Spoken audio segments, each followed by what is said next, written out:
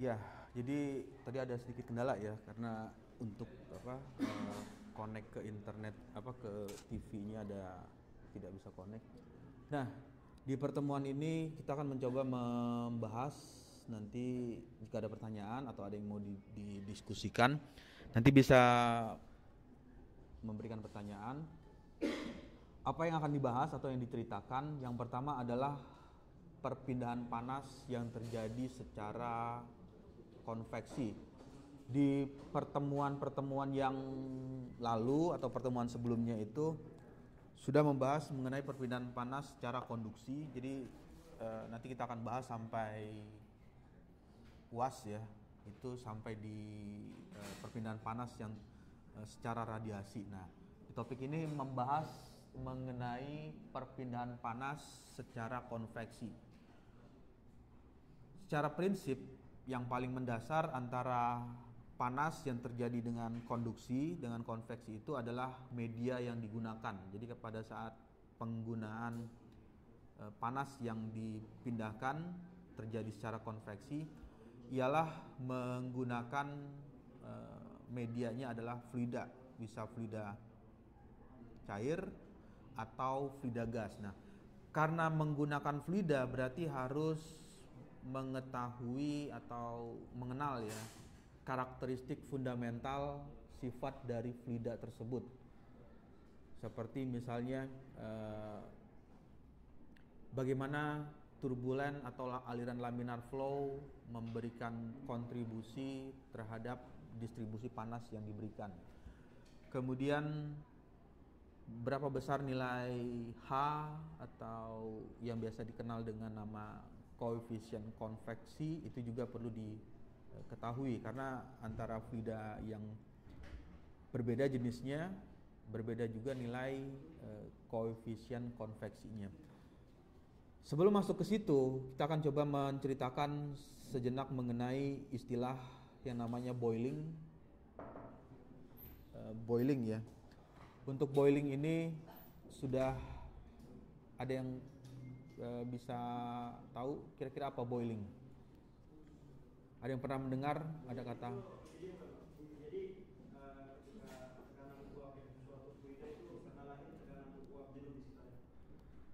Boiling adalah titik didih ya. Nah, di boiling ini karakteristiknya macam-macam ya untuk fluida, apalagi fluidanya fluida cair itu mempunyai titik didih yang beragam.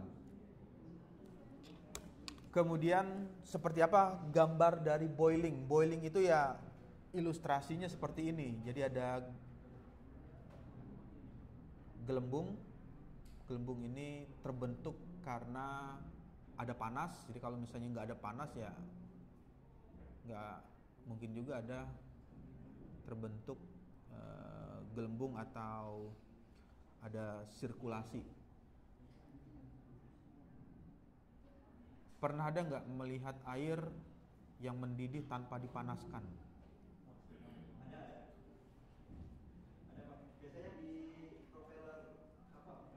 Temperaturnya berapa? Temperaturnya mungkin ya sesuai suhu laut mungkin sekitar 20 sampai 30, tapi karena propeller menghasilkan di beberapa titik menghasilkan tekanan yang rendah banget. Jadi dia udah keburu nguap karena kalau tekanan. Berarti ada perbedaan suhu ya? Perbedaan tekanan. Nah, cuman yang kita bahas itu bukan di masalah tekanannya karena ini bidangnya ke masalah heat. Jadi pengaruh panas itu memberikan pengaruh terhadap resirkulasi atau terbentuknya aliran seperti ini. Kemudian beberapa hal yang bisa diamati atau dilihat dari bagian ini. Yang pertama adalah timbulnya gelembung. Gelembung ya kalau diperhatikan ya gambarnya ya seperti ini. Jadi ada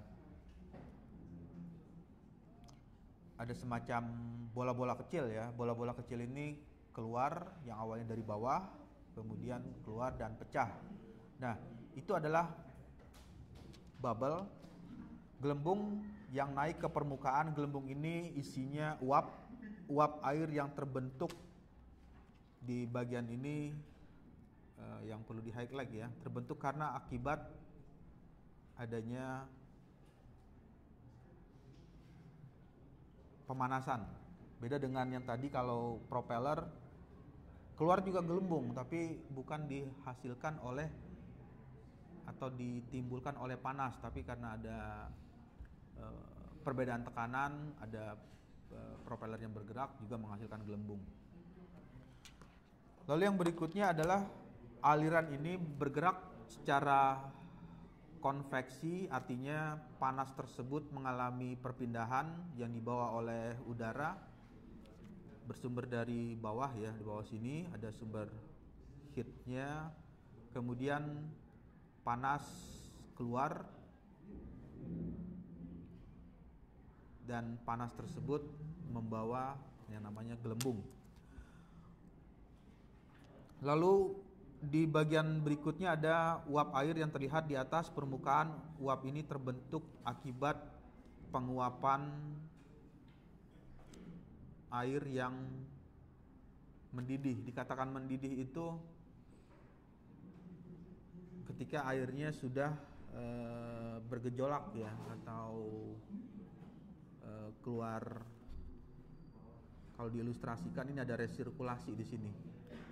Nah, ada resirkulasi dari bawah, itu airnya sudah mengalami proses pendidihan.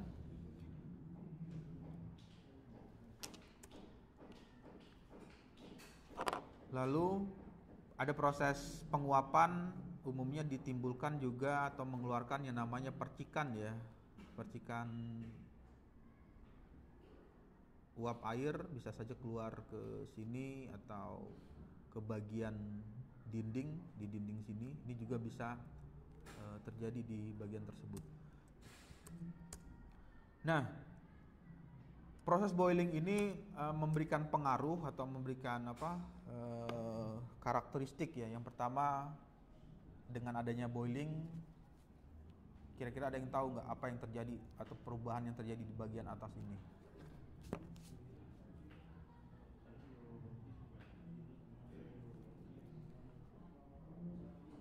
Yang pasti apa? P-nya naik. P itu apa? Tekanan. Tekanan di daerah misalkan kalau ini dilingkari, di zona ini tekanannya akan mengalami peningkatan. Nah, ini awalnya mesin uap atau katel uap itu idenya dari sini. Ketika tekanannya besar, yang dihasilkan oleh awalnya dari energi panas. Ini kan awalnya kan ada energi panas ya di sini. Ini SA ya, singkat aja, misalnya sumber panas atau sumber energinya. Sumber panas ini yang merubah fase dari liquid berubah menjadi uap. Setelah berubah menjadi uap, menyebabkan tekanan mengalami peningkatan. Nah, itu adalah bagian yang bisa ditarik teori dasarnya. Dengan kenaikan tekanan bisa memberikan kemampuan ya, atau menghasilkan gaya dorong atau gaya tekan yang lebih besar, nanti dihubungkan ke part yang lain atau bagian lain. Kemudian ada pemanasan, itu sudah umum ya, pemanasan, penguapan, pembentukan gelembung, naiknya gelembung, pecahnya gelembung. Ini adalah fase yang terjadi ketika fluida diberi panas. Jadi pada saat fluida tersebut diberi panas, maka melewati yang namanya tahapan ini. Jadi ada tahapan pemanasan, kemudian penguapan, ada pembentukan gelembung, naiknya gelembung dari dasar ke atas, dan di bagian akhir ada proses terjadinya pecahnya gelembung.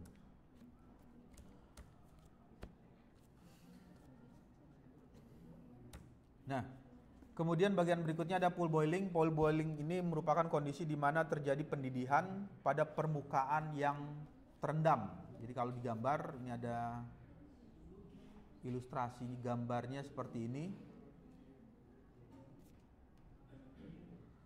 Heat flux, laju panas ya. Heat flux itu laju aliran panas yang bersumber dari bawah.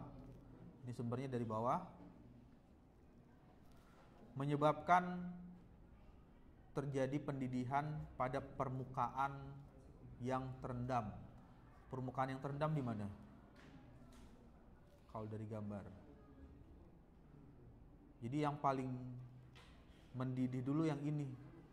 Zona yang paling dekat dengan sumber panasnya.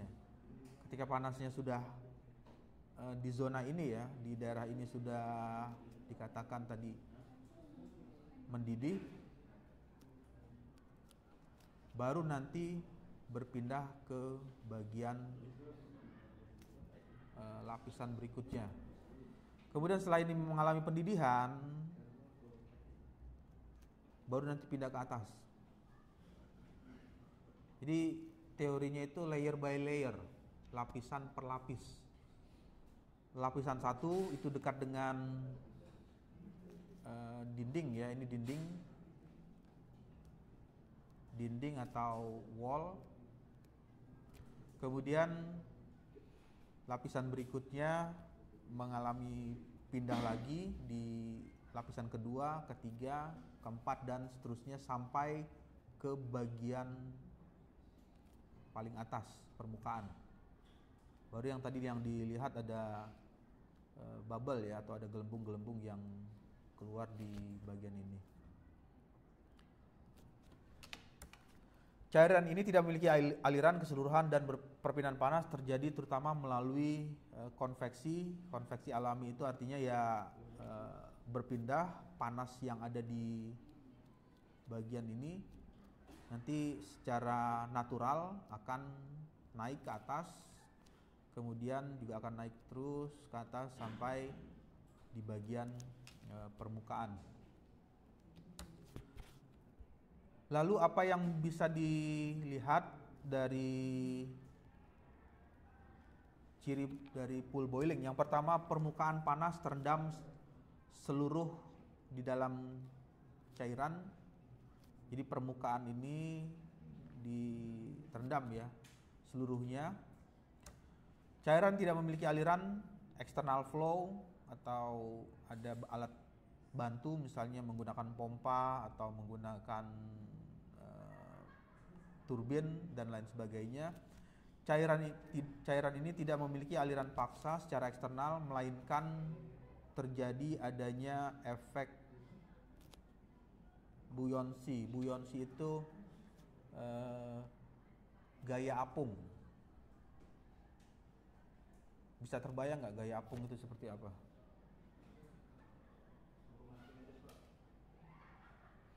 Terus apa lagi? Pernah merasakan gaya apung nggak? Kapan itu? Pada saat di dalam air ya, di kolam renang. Nah itu adalah singkatnya atau mudahnya seperti apa buoyancy. Buoyancy itu ketika berada di dalam fluida, maka gaya apung akan keluar. Tapi kalau di zona yang fluidanya lebih rendah, gaya apungnya tidak keluar. Nah, di udara juga ada gaya apungnya, melayangnya, tapi karena masa seseorang ya, ada nggak yang berat badannya 0,1 gram? Nggak ada kan? Yang bisa melayang itu debu. Ya kalau bisa berat badannya seberat debu ya berarti bisa merasakan namanya gaya apung di udara. Nah, ini adalah konsep dasarnya, seperti itu. Lalu yang berikutnya, perpindahan panas dari permukaan panas ke cairan terjadi melalui adanya pembentukan, pertumbuhan, dan di bagian akhir keluarlah gelembung yang dinama dengan gelembung uap. Ini gelembung uapnya nanti akan keluarnya di bagian sini nih. Ketika apa yang warna putih ya, ini kelihatan ya. Warna putih ini keluar di permukaan nanti pecah. Nah, itu adalah gelembung yang berupa gelembung uap. Bagian selanjutnya ada proses natural convection. Ini kebaca ya tulisannya ya. Ini kalau di zoom, heating, natural convection boiling, nuclear boiling, kemudian ada pemanasan, transition boiling, dan film boiling.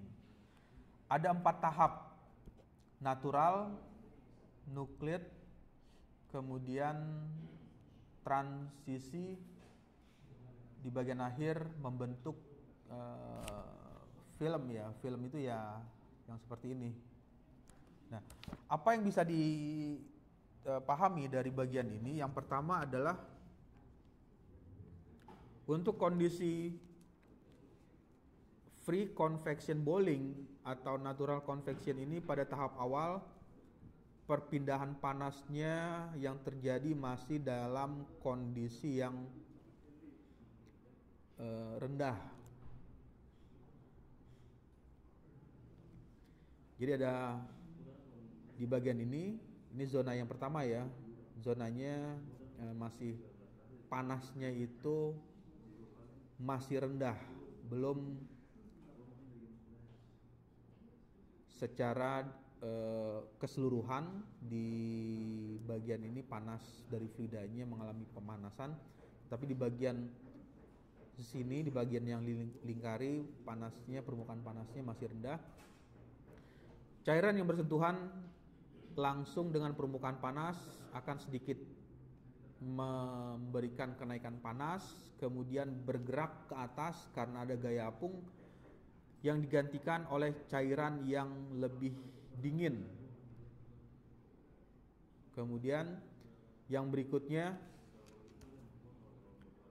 tahap selanjutnya adalah nuclear boiling. Ketika perbedaan temperatur antara bagian sini ya, nah ini sudah mulai ada perbedaan. Suhu di bawah lebih panas, P1 misalnya, lalu di bagian atasnya ini adalah P2, sehingga bisa dituliskan, bukan suhu ya, ini adalah simbol tekanan, simbol T.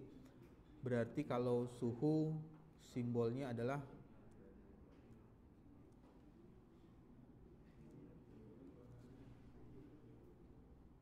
T2. Temperatur 1, ini T1 dan ini adalah T2. T1 lebih besar dari temperatur 2. Prinsipnya itu.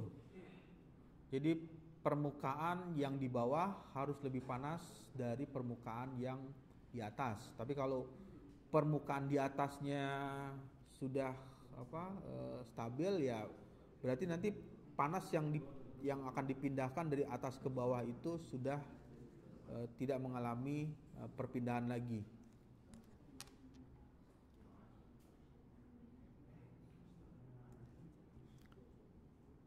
Kemudian lalu yang berikutnya ada transition atau yang biasa dikenal dengan didihan kritis, critical heat flux. Critical heat flux ini peningkatan temperatur permukaan panas.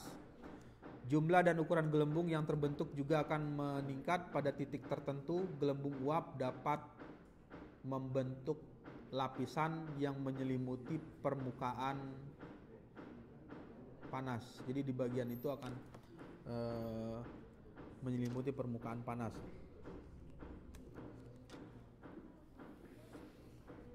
Kemudian di bagian selanjutnya adalah boiling atau film boiling, temperatur permukaan panas terus dinaikkan melebihi didihan kritis. Jadi di bagian ini temperaturnya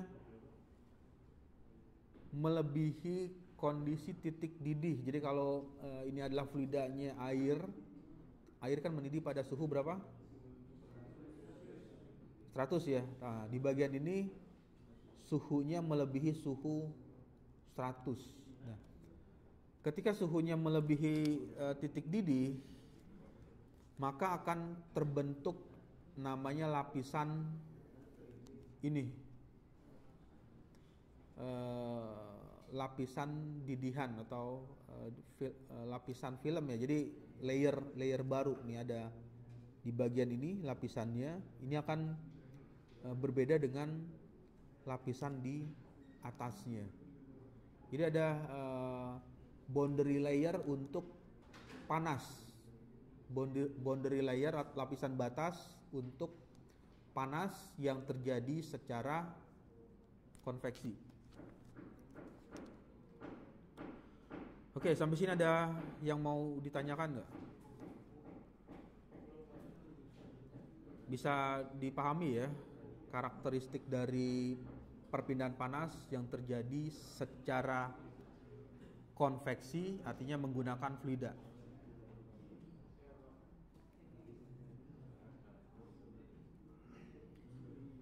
Lalu yang berikutnya kalau tidak ada, nah ini merupakan perbedaan for different boiling regime of pool boiling based on the expressed temperature yang bisa dijelaskan dalam kondisi seperti ini. Yang pertama, untuk natural convection boiling, delta T saturation.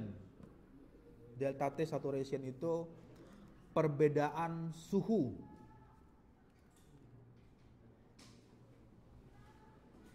Jadi perbedaan suhu yang di sini, yang di titik sini nih, di bagian sini, di bagian ini nih, itu nilainya kurang dari 5 temperaturnya. Jadi kalau misalnya ini dipasang alat ukur ya, di ini di wallnya, di dinding dasar pemanas, ini ada misalnya T1, kemudian ada T2 di atas, ini sebut aja T2 ya. Nah, T1 dengan T2 ini selisihnya harus kurang dari 5 derajat Celcius. Jadi kalau T1 dengan T2-nya, kalau temperaturnya ini masih temperatur lingkungan ya, kan pertama kali nyala api atau sumber api dinyalakan, temperaturnya berapa? Misalnya masih temperatur lingkungan 35, T2-nya misalnya 32. Jadi kalau dikurang berapa? T35 dikurang 32, nilainya 3. Nah ini juga 3. Nah ini adalah karakteristiknya. Jadi temperaturnya masih 35, tapi nanti kan panas secara perlahan dari nyala api dari 35 naik ke 40, kemudian naik ke 50 dan seterusnya. Makanya kalau yang suka main sulap itu kan ada yang matiin api pakai tangan. Itu temperatur masih temperatur lingkungan.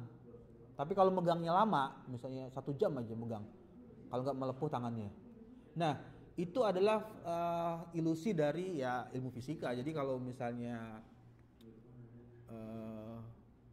pernah lihat ini nggak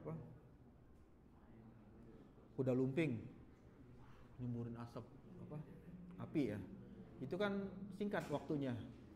Coba kalau misalnya nyala apinya ada di ujung bibirnya itu selama 5 menit aja, kalau nggak berubah. Nah, itu adalah kondisinya seperti itu. Jadi ketika panasnya masih temperatur lingkungan, ya masih aman. Masih ya, ini suhu lingkungan itu kan sekitar 30-an ya. 30, 40, paling kalau panas itu ya sekitar berapa? 50 ada ya. 40 lah, 40 atau sampai 50. Itu juga kulit masih aman. Kulit manusia ya, itu masih kondisi aman. Tapi kalau sudah naik lagi ke 60, 70, nah itu baru apalagi sampai lebih dari 100 ya pasti akan memberikan pengaruh. Lalu yang berikutnya nucleate boiling. Nah, diperkirakan sama seperti yang tadi. Ini sudah mulai naik temperaturnya, range-nya antara suhu T1 sumber panas dengan fluidanya. Kalau di gambarnya ini dijelaskan 5 derajat lebih besar dari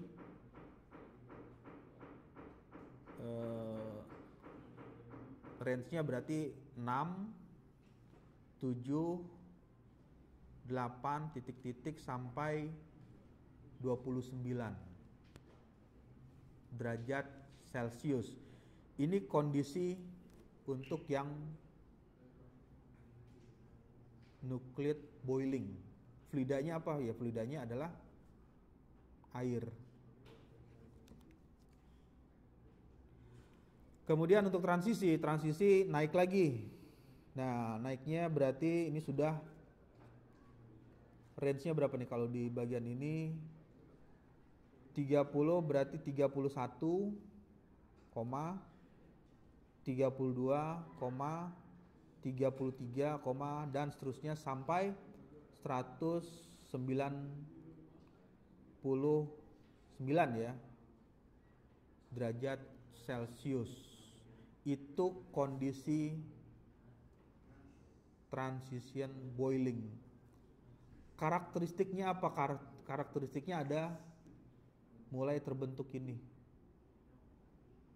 di suhu tersebut ya, mulai terbentuk. Jadi kalau divisualisasi nanti ada layer, lapisan yang bentuknya seperti ini. Nah, bentuknya seperti ini beda dengan yang ini. Kalau yang ini kan sudah seragam ya, tidak ada space lagi. Kalau di bagian ini kan masih ada zona ini nih. Nah, ini masih ada bagian-bagian yang terpisah antara zona 1, zona 2, 3, dan 4. Nah, itu kondisi dinamakan transisi. Kemudian untuk film boiling sudah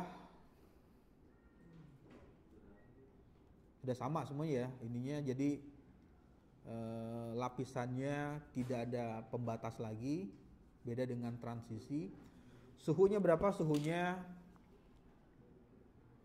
lebih dari 200 derajat Celcius. Jadi kalau lebih dari 200 ya hitungnya dari 201, 202, 203 dan seterusnya dengan satuan derajat Celcius. Baru mulai kondisi yang seperti itu. Nah, karakteristik seperti ini yang tadi gambar ini. Jadi kalau dilakukan mapping atau pemetaan dalam bentuk grafik, ini hubungan antara Ki itu apa? Ada yang ingat tak? Apa itu Ki? Heat flux ya. Apa itu heat flux? Laju aliran panasnya ya. Nah, pada saat temperatur ini delta T ya, delta T saturated temperatur dinding, kebaca ya di belakang. T-wall itu artinya temperatur dinding, dengan T saturation temperatur yang di fluidanya, lapisan fluidanya, saturationnya. Ini adalah delta T selisihnya. Untuk suhu yang nilainya tadi 5, ini kondisinya kalau ditarik ke atas ya. Nah, ini mulai tarik garis ke atas. Ini membentuk bagian mulai terbentuk gelembung-gelembung mikro. Ukurannya kecil, tapi kalau secara kasat mata ya itu agak susah ya, harus melihat lebih dekat melihatnya. Itu ada gelembungnya. Nanti coba aja di rumah, tapi pakai ini ya, panci transparan. Ada nggak panci transparan? Atau yang bisa terlihat? Atau alat yang bisa terlihat visual ini transparan. Nanti akan membentuk ini. Kemudian ketika superheatnya selisihnya 10, mulai gelembungnya itu ada perubahan. Terus di bagian ini 30, 120, ini adalah penjelasan bagaimana bubble atau gelembung tersebut mengalami perubahan bentuk karena ditimbulkan ini perbedaan suhu yang ada di dinding dengan perbedaan suhu yang ada di fluida tersebut.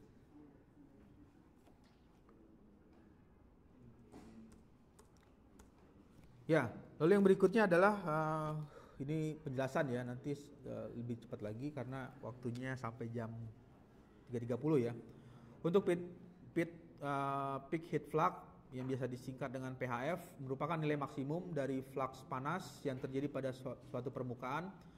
Flux panas ini sendiri adalah laju perpindahan panas per satuan luas. Contoh aplikasi dari PHF ini yang pertama, sistem pendingin di peralatan elektronik, desain sistem pendingin peralatan elektronik. PHF ini digunakan untuk menentukan seberapa besar kebutuhan pendingin agar komponen elektronik tidak overheat. Overheat itu kelebihan panas. Jadi kalau komputer PC ya, prosesor itu kan sering kali di atasnya dipasang heatsink, kemudian di atasnya lagi ada fan, kipas. Nah, tujuannya supaya tidak overheat. Kalau overheat ya menyebabkan perangkat tersebut menjadi rusak. Lalu yang berikutnya analisis keselamatan. PHF ini juga untuk melakukan analisa keselamatan kebakaran. Digunakan untuk memprediksi kemungkinan terjadinya kebakaran, merancang sistem pemadam kebakaran yang efektif. Nah, ini teori ini berangkatnya dari sini, nanti diaplikasikan ke alat pendingin, bukan alat pendingin, alat untuk mendeteksi sumber panas. Ada suka yang memperhatikan nggak di atas gedung atau hotel ya, itu suka dipasang springer. Nah, itu adalah bagian dari ini. Jadi membaca suhu ruangan, kemudian barang-barang atau material-material apa yang ada di ruangan tersebut. Titik didihnya atau bukan titik didih ya, titik terbakarnya berapa suhunya. Misalkan ya, ini kain dengan kertas HPS. Yang paling mudah kebakar yang ini apa yang ini? Kertas ya. Artinya material satu dengan material yang ini mempunyai titik bakar atau titik terbakarnya itu berbeda. Nah, Dengan mengetahui karakteristik itu, sehingga bisa dibuatlah suatu sistem yang mendeteksi kapan sistem tersebut akan bekerja, misalnya mengeluarkan air, cairan ya, karena kalau air itu kan bisa padam juga dengan air, atau menyemprotkan yang alat untuk pemadam kebakaran. Jadi dia menyemprotkan bagian cairan di zona terbakar tersebut. Nah, aplikasinya untuk itu. Jadi mengetahui seberapa besar atau seberapa cepat nilai material yang bisa terbakar dengan suhu yang bervariasi untuk proses terjadinya pembakaran tersebut. Lalu yang bagian berikutnya, PHF ini juga diterapkan untuk mendesain reaktor, ini reaktor nuklir ya, itu juga menggunakan peak heat flux, yang artinya nilai maksimum dari flux panas yang terjadi pada suatu permukaan.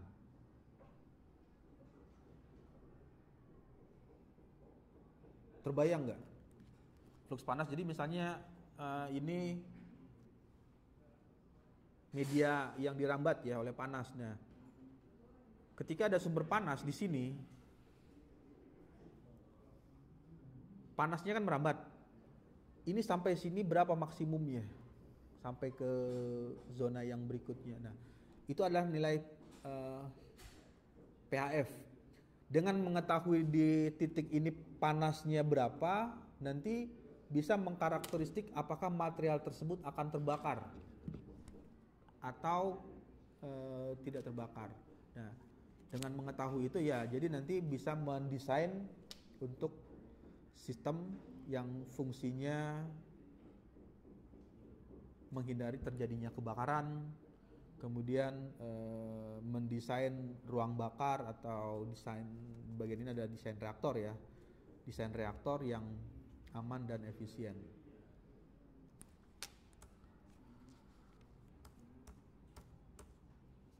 Lalu yang selanjutnya secara sederhana, PHF ini merupakan panas maksimum yang mengalir melalui suatu permukaan per satuan waktu. Jadi ada suatu permukaan yang dilalui oleh panas dalam hitungan persatuan waktu ini umumnya satuan second ya, satuan detik.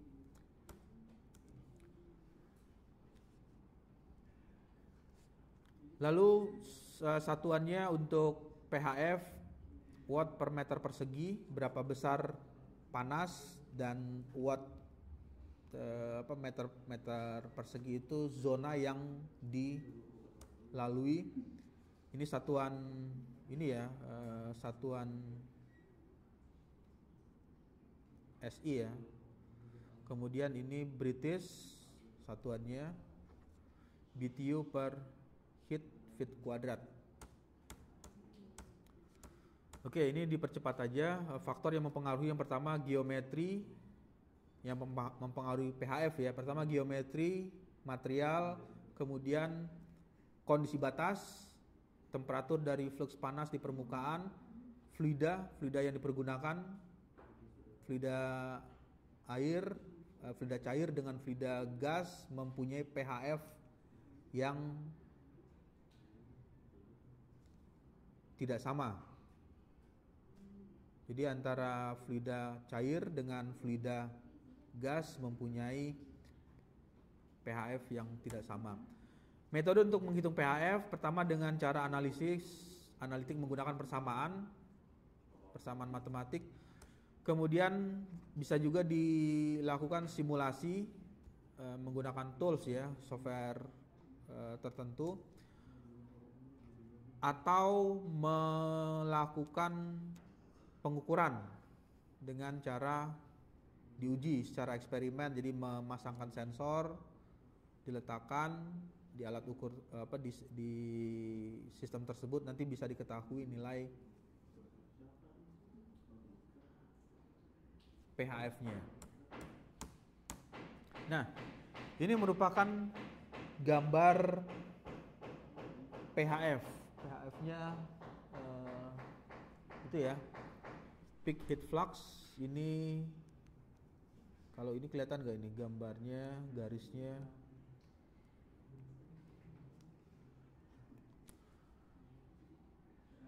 Q-nya, heat flux-nya. Kemudian ini adalah waktu.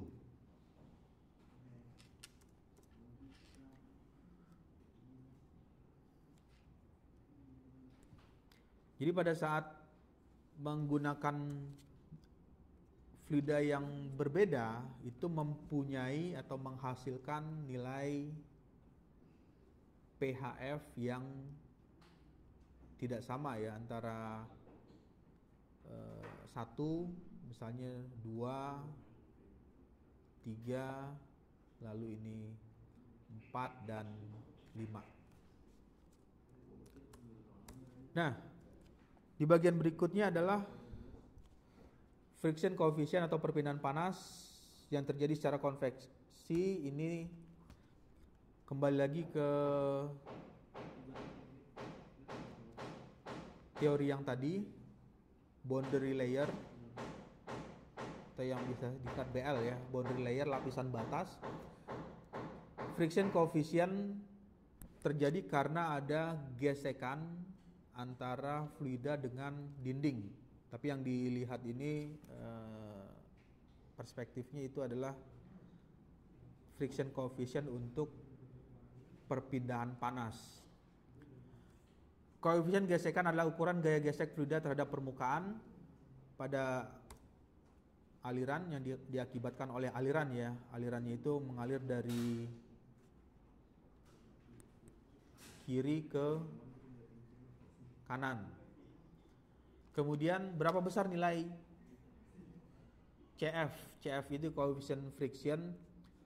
Yang pertama nanti bisa dihitung mengetahui tegangan geser atau shear stress yang terjadi di bagian ini. Berapa besar nilai tegangan geser di dinding permukaan. Jadi di bagian sini ini ada tegangan yang terjadi antara fluida dengan dinding.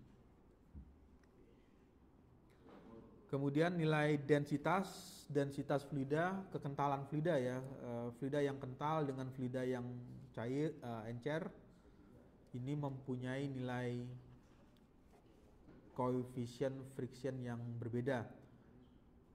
Lalu apalagi memberikan pengaruh kecepatan aliran. Jadi pada saat fluidanya mengalir dengan kecepatan, kalau di sini digambarnya berapa ini, 5 meter per second, dengan mengalir 2 kali lipat ya, 10 meter per second, ya nanti nilai CF-nya akan mengalami perubahan.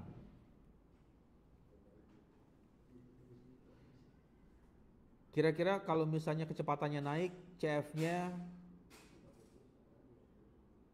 bertambah atau berkurang koefisien geseknya. Misalnya kecepatannya 5 ya, 5 meter per second dengan kecepatannya itu bertambah 10 meter per second. Koefisien geseknya akan mengalami kenaikan nilainya atau mengalami penurunan? Turun ya, karena faktor pembaginya kecepatan aliran. Jadi menganalisanya seperti itu. Jadi ketika misalnya mau nurunin CF, nurunin koefisien gesek, ya tinggal tambah aja kecepatan tiupnya. Jadi kalau misalnya niupnya pelan dengan niupnya mengalami peningkatan, ya koefisien geseknya yang akan mengalami perubahan. Kemudian yang berikutnya, ketika fluida mengalir di atas permukaan, padat misalnya pada panas, viskositas fluida menyebabkan tegangan geser, ini yang dinamakan shear stress ya, tegangan geser. Ini ada perubahan sublayer, kemudian di bagian ini mengalami perubahan di zona ini ya, mulai terbentuk turbulen di bagian akhirnya outlayer. Itu mulai kecepatannya mengarah ke kecepatan maksimum, dan di bagian akhirnya, bagian paling atas ya, free streamnya, aliran bebasnya itu kecepatan berada pada titik maksimal. Jadi di bagian ini fluidanya mengalir dengan kecepatan maksimal. Nah, lalu yang jadi pertanyaan, bagaimana panas tersebut mengalami perpindahan dari awal dinding, kemudian naik ke atas, yang berikutnya ke lapisan kedua, ketiga, keempat, kelima, dan seterusnya. Akibat terbentuknya boundary layer ini menyebabkan kecepatan fluida berubah secara tajam dari 0 di dinding ini naik ke atas ke fluida bebas. Tekanannya akan mengalami perubahan di bagian ini ya, U0 itu bukan tekanan, maksudnya kecepatannya mengalami kecepatan maksimum. Tegangan geser pada bagian tersebut muncul karena adanya gradien kecepatan. Yang dimaksud dengan gradien kecepatan itu perbedaan nilai kecepatan. Kalau ini diilustrasikan dari gambar panah, ini kan bisa diterjemahkan ya ke dalam bentuk. Misalnya ini dibesarkan. Nah, di bagian ini nggak mau ya.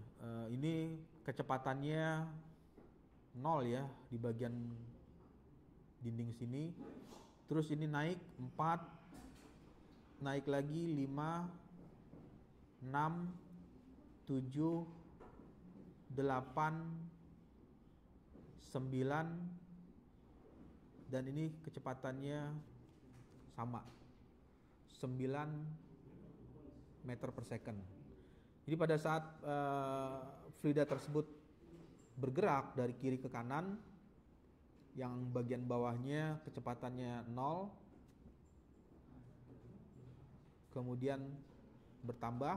Nah, perubahan ini yang terjadi ada perubahan dari aliran laminar flow berubah menjadi turbulent flow, menyebabkan panas yang mengalami peningkatan ya, mengalami pergerakan ke atas ini akan lebih cepat prosesnya. Jadi pada saat panas tersebut dipindahkan, posisi yang paling menguntungkan atau kondisi yang paling menguntungkan untuk mempercepat distribusi panas adalah menghasilkan aliran yang turbulen. Kalau alirannya laminar ya normal lapisannya ya, lapisan 1, 2, 3, 4, 5 dan seterusnya. Jadi untuk panas berpindah merambat ke atas ya, kalau digambarkan ilustrasinya. Ini kan sumber panas. Nah, sumber panasnya kan naik ke atas. Naik dari dinding ya, naik dari dinding ini. Kemudian kalau kondisinya laminar flow, tidak ada sirkulasi atau vorticity yang terbentuk yang menyebabkan panasnya ngalir aja sampai keluar untuk sistem yang dilewati.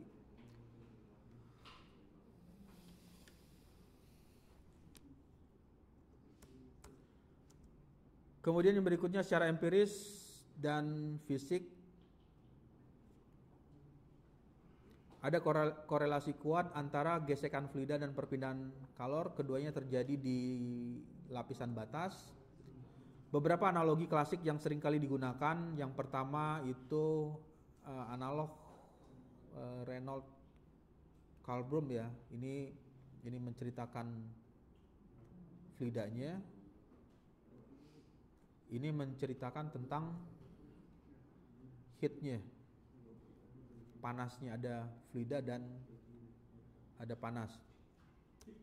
Nah, sehingga kalau dituliskan ke dalam bentuk persamaan, hubungannya seperti ini, nozzle number berbanding dengan Reynolds number, pangkatnya pangkat setengah ya, dikali dengan Prandtl number 1/3 sama dengan CF. CF itu coefficient friction atau friction coefficient ya. Jadi kalau dibalik ininya, ini kan bahasa Inggris ya, ini adalah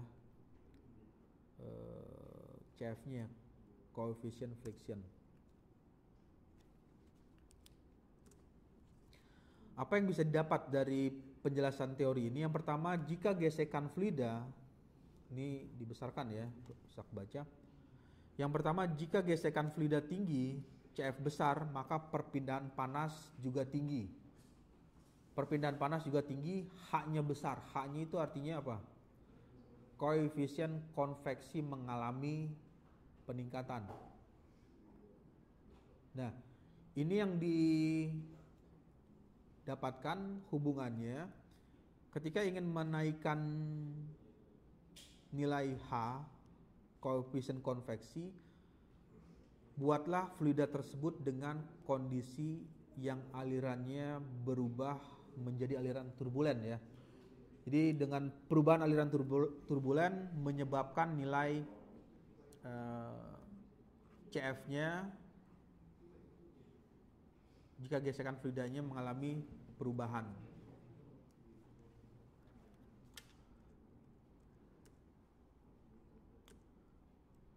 Kemudian aplikasinya untuk apa di CF ini? Yang pertama untuk memperkirakan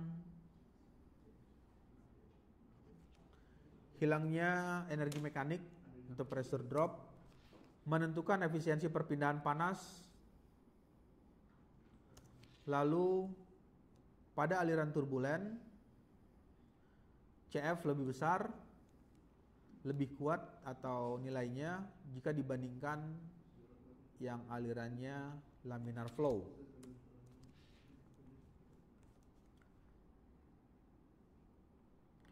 Nah, ini adalah penjelasan mengenai koefisien friction untuk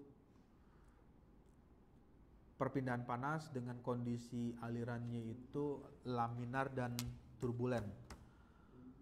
Kemudian di bagian yang berikutnya, kesimpulannya apa yang bisa disimpulkan? Yang pertama, koefisien gesekan CF mencerminkan seberapa besar resisten aliran fluida terhadap permukaan. Resisten itu apa? Hambatan ya. Hambatan fluida terhadap permukaan.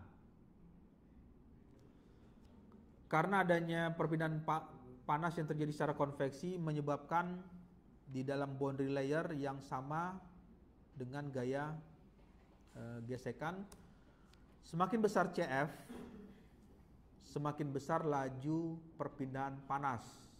Jadi kalau nilai CF-nya meningkat, koefisien konveksinya bertambah, maka laju perpindahan panas Q ya, nilai Q laju perpindahan panas juga mengalami peningkatan.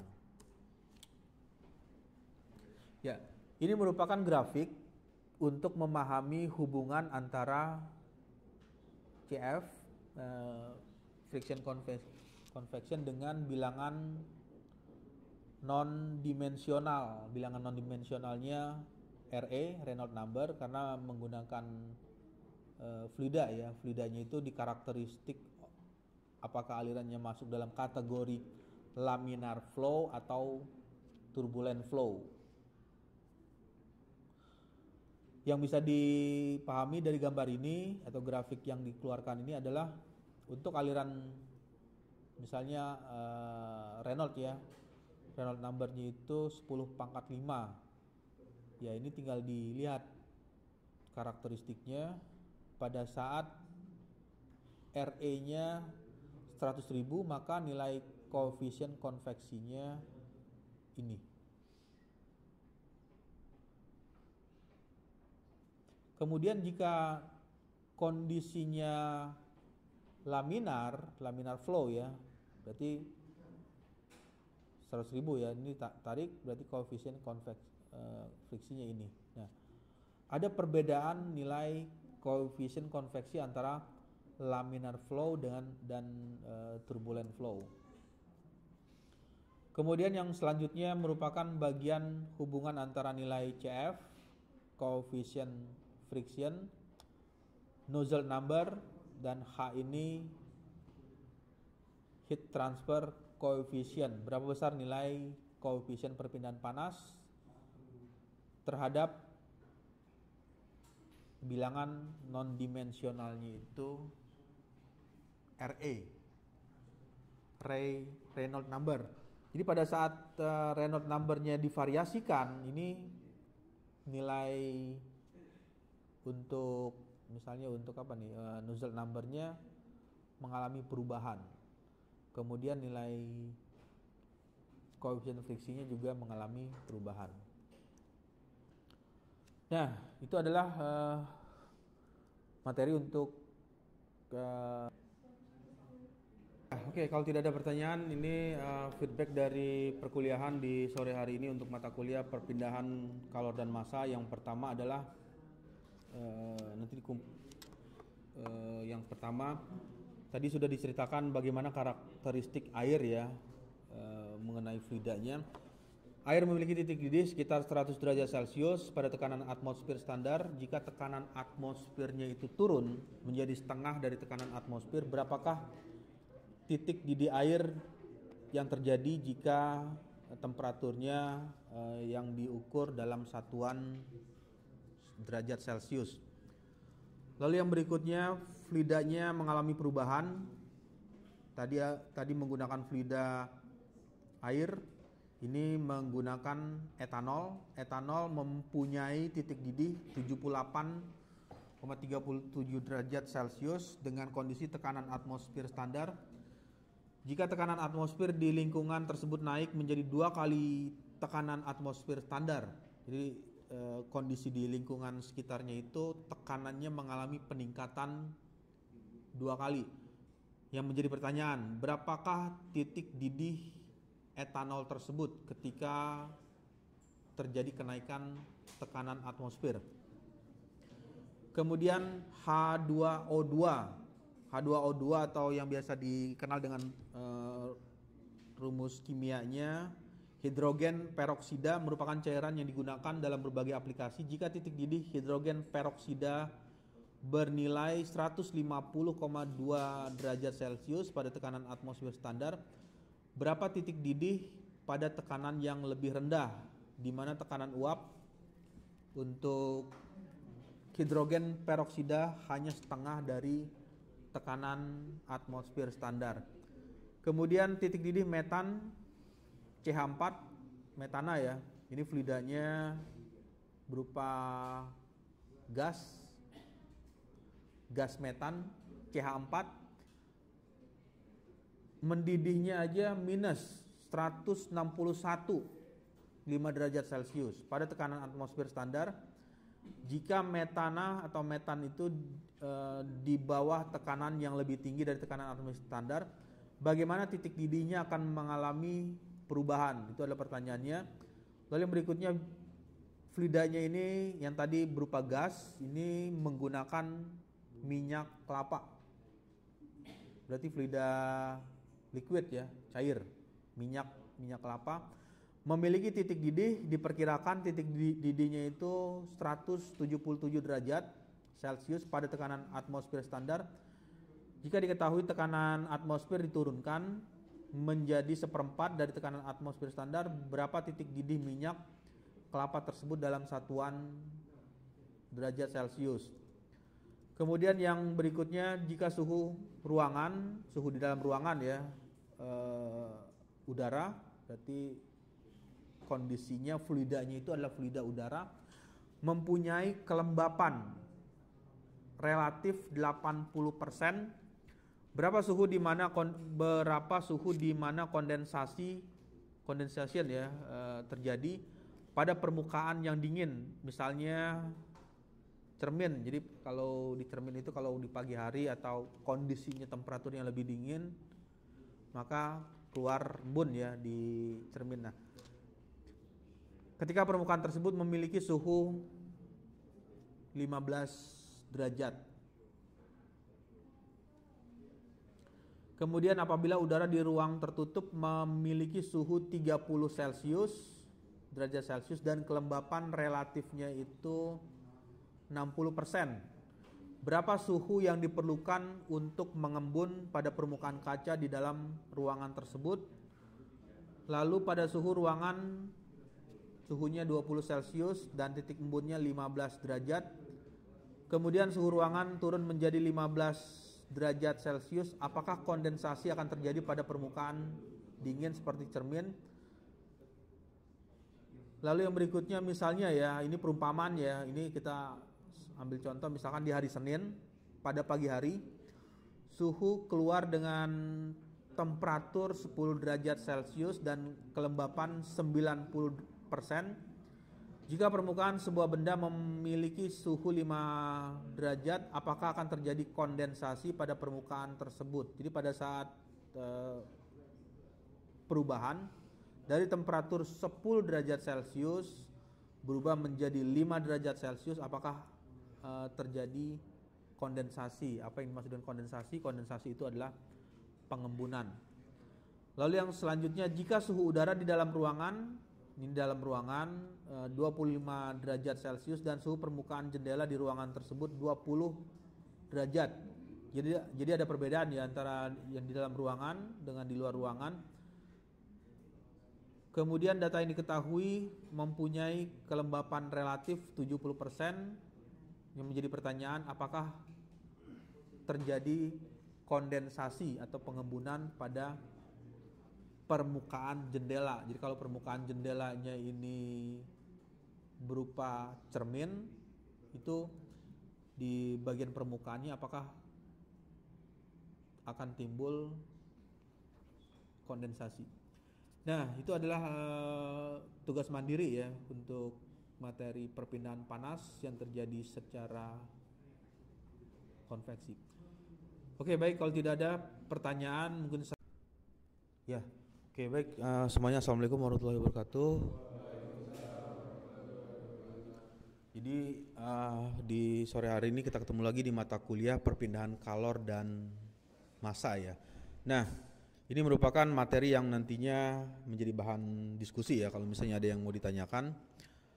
Pada pertemuan di kelas sore hari ini menceritakan tentang panas yang berpindah menggunakan media fluida atau yang biasa dikenal dengan perpindahan panas secara konveksi. Kemudian untuk perpindahan panas secara konveksi ini terlebih dahulu harus mengetahui ya atau minimal memahami karakteristik fluida yang digunakan. Yang digunakan di pertemuan ini sebagai contohnya adalah fluida liquid, fluida cair ya, berupa air.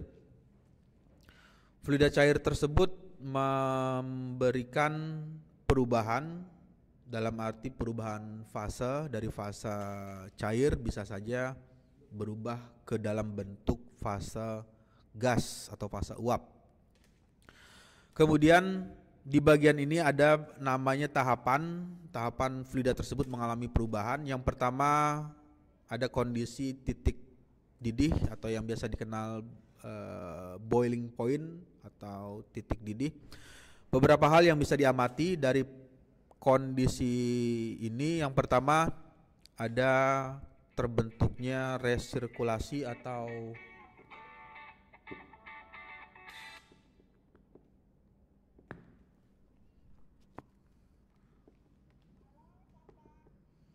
jadi bagian itu ada perubahan resirkulasi. Yang pertama adalah adanya terbentuk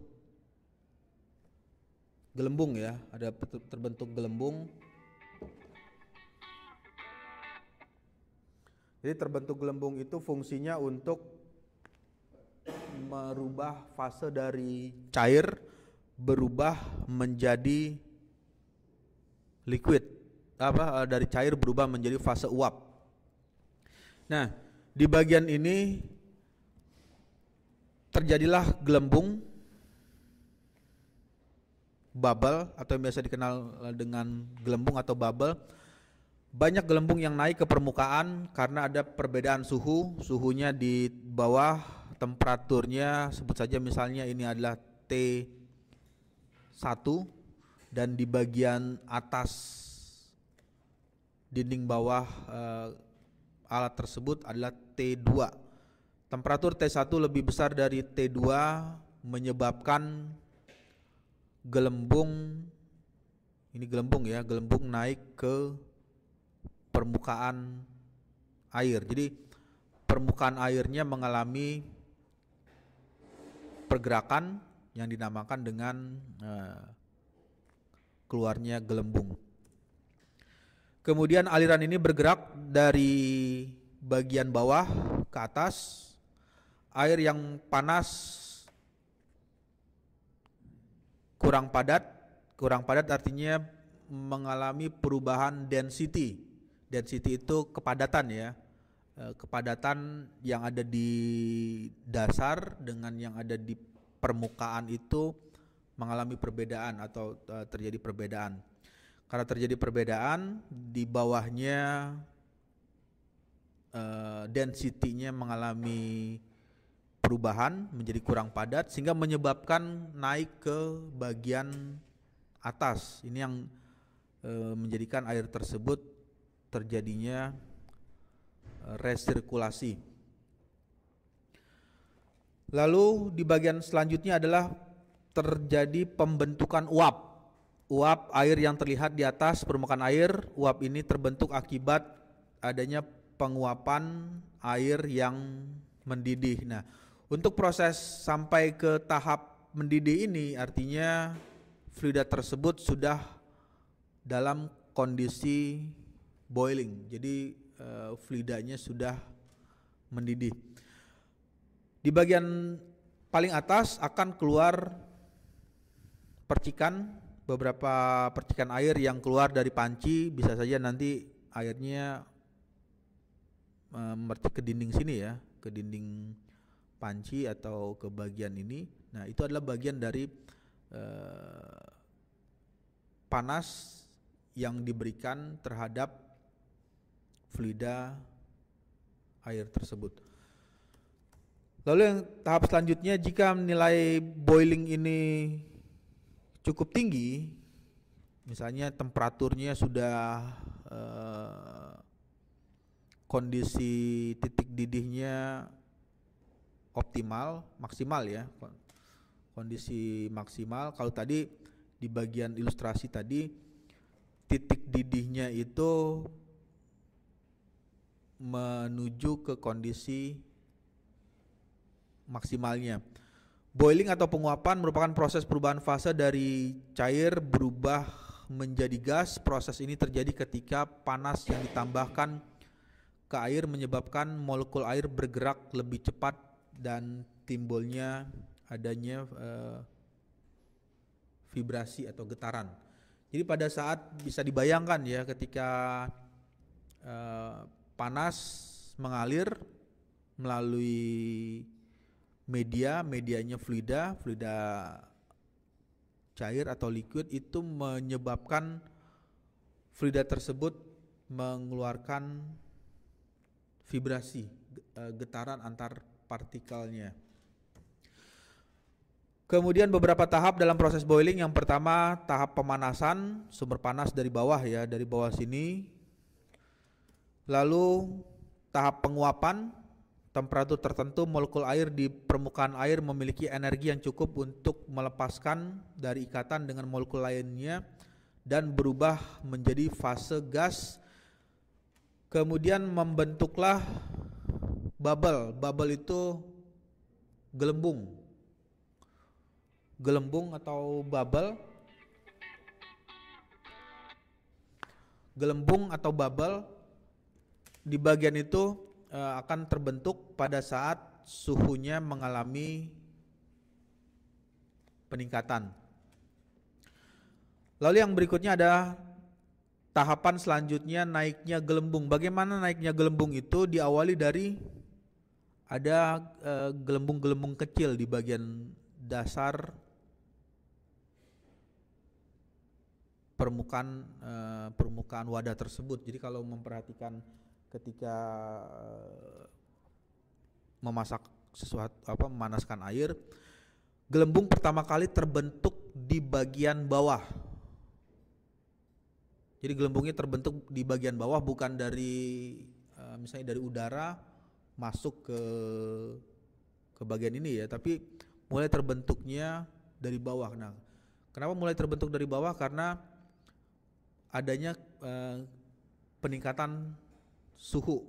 Jadi pada saat air tersebut belum dipanaskan, masih suhu lingkungan ya, suhu sekitar suhu kamar, suhu sekitar, itu suhunya diperkirakan misalnya 30 derajat. Nah, di dalam air ada udara ya, betul ya, di dalam air juga ada udara. Ya, jawaban sederhananya kenapa ikan bisa bernapas, ya pasti ada udara di dalam air tersebut. Nah, karena di dalam air ada udara, kemudian ada panas yang diberikan di bagian ini, inilah yang menyebabkan udara-udara tersebut dipaksa untuk naik ke atas bagian ini, untuk naik ke permukaan atas. Nah, dengan naiknya permukaan atas mulailah membentuk yang tadi gelembung-gelembung kecil di bagian dasar ini ya, dasar wadahnya. Kemudian secara perlahan terus naik ke atas dan seterusnya, sampai membentuklah bubble yang paling besar ini. Kemudian setelah bubble-nya itu terbentuk di bagian permukaan atas, bubble-nya akan mengalami pecah gelembung ketika gelembung mencapai permukaan air. Jadi dipastikan kalau misalnya air tersebut, udara tersebut ada di dalam air berupa gelembung-gelembungnya, gelembung-gelembung itu tidak akan pecah di dalam, tidak akan pecah di dalam air ya, dan dia akan pecah ketika sudah sampai di sini, di atas permukaan air tersebut. Nah, ini merupakan bagian dari penjelasan heat flux yang terjadi secara konveksi. Jadi ini kembali lagi ke teori boundary layer ya. Ada yang tahu apa itu boundary layer? Boundary layer, lapisan batas. Jadi kalau di fluida ya, fluid mekanik, karena ini menggunakan fluida, lapisan batas. Tapi lapisan batasnya itu untuk panas yang berpindah. Nah, ini ada lapisan batas 1, kalau diilustrasikan di gambar, lapisan batas 2, kemudian 3, 4, dan di bagian akhir sampai atas itu 5. Nah, pool boiling merupakan kondisi di mana terjadi pendidihan pada permukaan terendam. Jadi yang pertama kali mendidih itu adalah di bagian bawah dulu, di bagian sini. Ketika misalnya temperaturnya sudah mendidih di zona lapisan pertama, baru nanti perlahan naik ke bagian atas. Kemudian di zona ini sudah mendidih, baru nanti akan naik lagi ke bagian lapisan ketiga, kemudian keempat, dan seterusnya yang tadi sampai keluar gelembung. Cairan ini tidak memiliki aliran, keseluruhan dan perpindahan panas terjadi terutama melalui perpindahan panas secara natural. Natural konveksi itu nanti ada pengaruh gaya apung Jadi di bagian dasar ini fluida tersebut akan membawa bubble untuk mengapung, atau mengapung itu terbang ya, berjalan ke atas sehingga bubble tersebut pecah. Berikut ada beberapa ciri dari pool boiling. Yang pertama, permukaan panas terendam seluruh di dalam cairan. Di bagian ini harus naik dulu heatnya, temperaturnya. Jadi kalau temperatur di sini belum mendidih atau di bagian bawah ini belum naik suhunya, maka panas tidak bisa berpindah ke lapisan kedua. Kemudian cairan tidak memiliki aliran paksa. Aliran paksa itu cairan ini tidak dipaksa naik ya. Jadi tidak ada pompa, tidak ada alat bantu.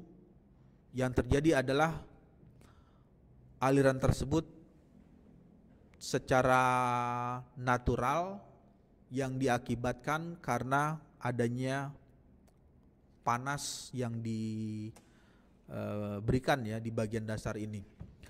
Kemudian perpindahan panas dari permukaan panas ke cairan terjadi melalui pembentukan dan pertumbuhan gelembung uap. Jadi mulai terbentuk pertama kali di bawah sini mulai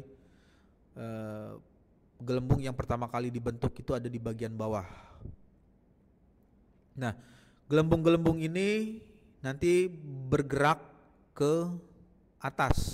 Jadi gelembung-gelembung tersebut mengalami pergerakan ke atas sampai gelembungnya mencapai permukaan di bagian lapisan atas dari fluida tersebut. Nah, itu adalah teorinya bagaimana panas mengalami perpindahan yang terjadi secara konveksi. Jadi panas tersebut berpindah secara konveksi menyebabkan beberapa perubahan fase ya, perubahan fase yang awalnya fluidanya itu berwujud, fase itu artinya wujud cair berubah menjadi gas, kemudian berubah menjadi saturated vapor atau gas uap. Nah, ini adalah bagiannya. Pertama ada natural convection, nucleate boiling, transition boiling, kemudian ada film boiling. Apa yang bisa dipahami? Yang pertama, pada saat free convection di bagian dasar ini bisa dilihat tampilan A ya, natural konveksi, perpindahan panas di bagian bawah terjadi secara natural. Panas keluar dari bagian ini di sini. Kemudian pada tahap awal perpindahan panas masih rendah. Artinya ketika menyalakan sumber panas, air kan gak langsung panas ya, ada kenaikan suhu dulu.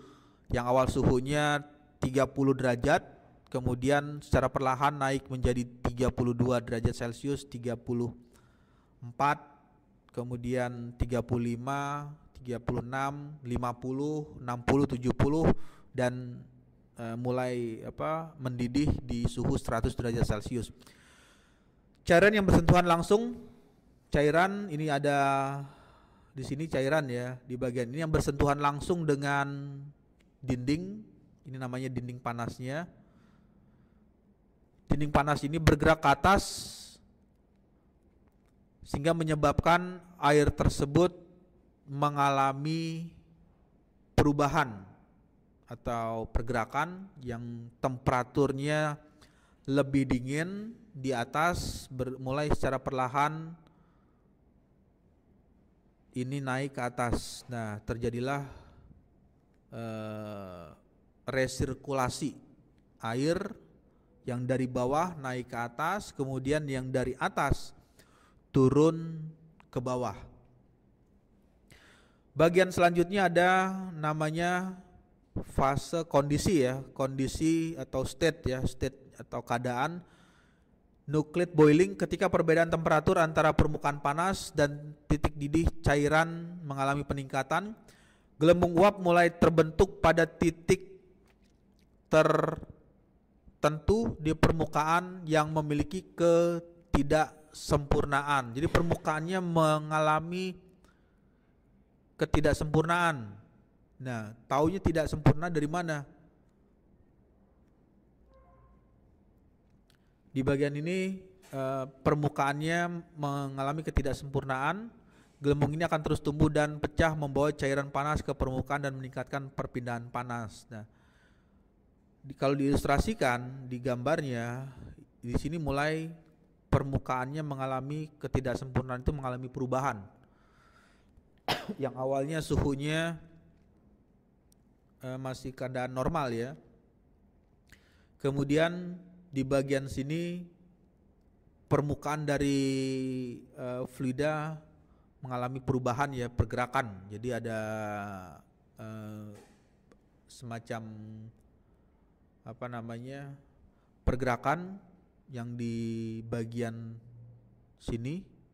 Nah, mengalami pergerakan. Nah, pergerakan ini yang dinamakan kondisi yang ketidaksempurnaan, yang awalnya fluida tersebut diam, tenang, dengan masuknya panas yang diberikan ke sistem tersebut menyebabkan permukaannya mengalami perubahan. Bagian selanjutnya adalah titik kritis atau didihan kritis. Di bagian didihan kritis ini, di bagian didihan kritis ini ada namanya transition boiling. Untuk transition boiling bisa dilihat di bagian ini ada perbedaan. Di sini ada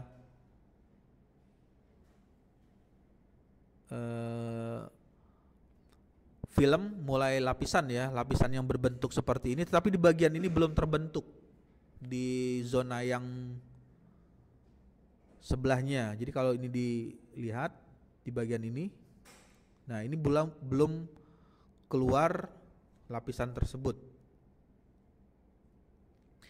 Ini adalah kondisi transisi.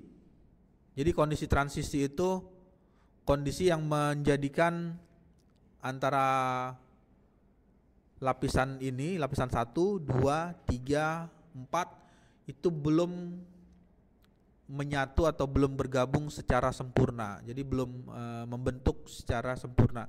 Ini dinamakan transisi. Ketika suhunya sudah mencapai suhu 400 derajat Celcius, air itu kan mendidih di suhu 100 derajat ya untuk fluida air. Pada saat suhunya sudah mencapai 400 akan terbentuk didihan film atau film boiling. Jika temperatur permukaan panas terus dinaikkan melebihi didihan kritis. Didihan kritis itu kalau jika menggunakan fluida air, maka temperaturnya lebih besar dari 100 derajat Celcius yang didapat kalau dari gambar ini suhunya nilainya 400. Jadi suhu 400 derajat Celcius. Nah, untuk gambar yang suhu 400 derajat Celcius mulailah secara sempurna terjadi pembentukan ini.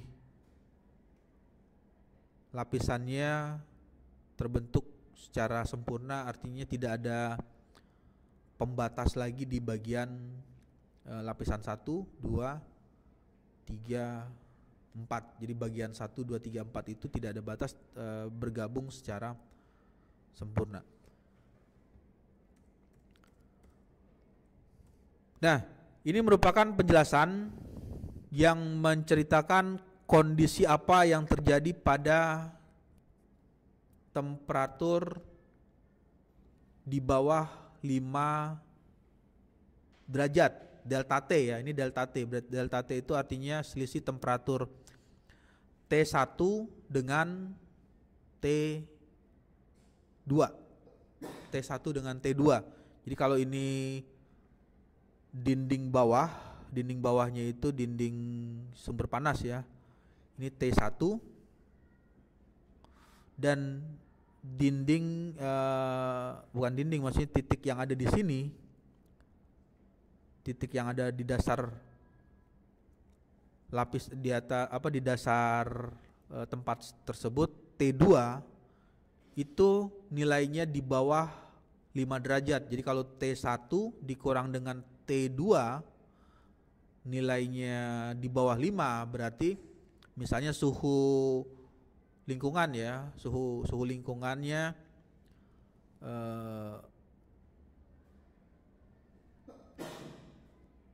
suhu lingkungannya 30,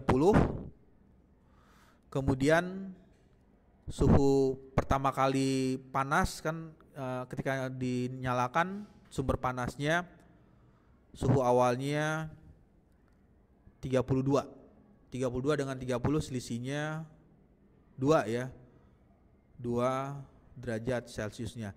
2 derajat Celcius ini kondisinya masih natural convection boiling. Nah, mulai terbentuk ini, tadi ada namanya microbubble, gelembung-gelembung kecil yang secara ukuran mikro itu mulai terbentuk pada kondisi natural convection boiling. Lalu di bagian selanjutnya ada nucleate boiling. Di nucleate boiling ini suhunya range-nya 5 sampai 30 ya, 5 sampai 30 berarti temperaturnya 6, 7, 8, 9 dan sampai sekitar 29 ya, 29 derajat Celcius. Itu kondisinya mulai terbentuk bubble atau gelembung yang bisa dilihat ya secara visual ya, menggunakan mata, maksudnya bisa terlihat dengan jelas untuk visualnya. Lalu di bagian yang berikutnya ada transient boiling. Transient boiling ini bubble-nya mulai banyak, gelembungnya banyak di bagian sini dengan suhu 31 derajat Celcius, 32 dan seterusnya ya, sampai 199 derajat Celcius. Di bagian yang lain film boiling, untuk film boilingnya temperaturnya lebih besar. Nah, temperaturnya lebih besar dari 200 ya, berarti dimulai dari 201 derajat Celcius. Jadi temperaturnya sudah mengalami membuat didihan, tetapi membuat lapisan air, karena kan air mendidih pada temperatur 100 derajat Celcius. Nah, ini kalau misalnya ditransformasikan ke dalam bentuk grafik ya, nanti bisa dilihat perubahan fase fluida tersebut yang awalnya ketika pada kondisi temperatur 1 sampai 5 ya, atau 5 derajat Celcius, ini masih secara perlahan terbentuk resirkulasi, fluidanya naik dari bawah ke atas, kemudian naik temperaturnya, selisih suhunya 10 derajat, mulai terbentuk bubble yang secara visual, secara bisa dilihat langsung ya, mulai terbentuk gelembung-gelembung. Kemudian di bagian naiknya selisihnya antara suhu dinding dengan suhu lapisan fluida, lapisan fluidanya, saturatednya 30 derajat selisihnya, terbentuklah ini. Nah, bubble-nya membentuknya ada perbedaan, ada perubahan. Yang awalnya berbentuk lingkaran kecil, tetapi di bagian berikutnya bubble tersebut mengalami perubahan ya, dari lingkaran berubah menjadi bagian seperti ini. Nah, di bagian berikutnya yang perlu diketahui adalah PHF, peak heat flux. Apa yang dimaksud dengan peak heat flux itu? Nilai maksimum dari flux panas, aliran panas yang terjadi pada suatu permukaan. Jadi bisa dibayangkan berapa besar nilai maksimumnya, nilai maksimum dari aliran panas yang terjadi pada permukaan. Jadi kalau digambarkan, misalnya ini adalah wadah yang tadi ya, ini ada wadah dan di bagian ini ada sumber panas. Nah, panasnya akan naik ke atas, nilai Q-nya, heat flux-nya. Berapa temperatur maksimum atau suhu yang ada di titik ini? Itu adalah nilai maksimum dari flux panas yang terjadi pada suatu permukaan. Kemudian flux panas ini sendiri adalah laju perpindahan panas per satuan luas. Contoh penerapannya ini seringkali digunakan untuk sistem pendingin di elektronik, PHF, untuk menentukan kebutuhan berapa besar kebutuhan pendinginan agar komponen elektronik tersebut tidak mengalami overheat. Overheat itu kelebihan panas. Lalu yang berikutnya keselamatan untuk kebakaran juga harus mengetahui berapa besar nilai PHF, peak heat flux dari material atau dari benda tertentu. Kapan benda tersebut mendapatkan kondisi nyala atau terbakar dengan panas yang diberikan. Kemudian untuk mendesain reaktor nuklir, ini juga perlu mengetahui berapa besar nilai PHF, peak heat flux-nya. Ya, nah ini merupakan umum ya, satuan dari PHF itu satuannya watt per meter persegi. Kemudian ada satuan British, ini BTU per hour feet kuadrat. Ada beberapa faktor yang mempengaruhi PHF. Yang pertama adalah material tersebut. Material berarti kalau misalnya fluida, ya fluidanya, fluida tersebut, fluida jenis fluida ya, fluida cair atau fluida gas. Kemudian geometrinya seperti apa? Semakin luas geometri yang kecil dengan geometri yang luas, yang lebih luas, ini nilai PHF-nya akan berbeda, tidak sama ya. Kondisi batas, apa yang membatasi temperatur? Misalnya PHF untuk temperatur lingkungannya yang dingin dengan PHF dengan temperatur lingkungannya yang panas, ini juga nilai PHF-nya berbeda. Dan flux panas di permukaan. Flux panas itu laju permukaan panas yang mengalir di bagian permukaannya. Kemudian fluida, metode untuk menghitung PHF yang pertama bisa dihitung secara persamaan, simulasi numerik, dan melakukan pengujian dengan memasang instrumen atau alat ukur untuk mengetahui berapa besar nilai PHF. Ya, ini merupakan ilustrasi dari grafik ya atau gambar yang didapat dari artikel jurnal ya. Ini gambarnya artikel jurnal dengan nilai atau penggunaan fluida yang berbeda. Ini ada fluida 1, 2, 3, 4, 5. Ini mempunyai nilai pHF karakteristiknya ya. Nilai pHF itu nilainya akan mengalami perbedaan pada saat perubahan atau kenaikan suhu, kenaikan time-nya mengalami peningkatan.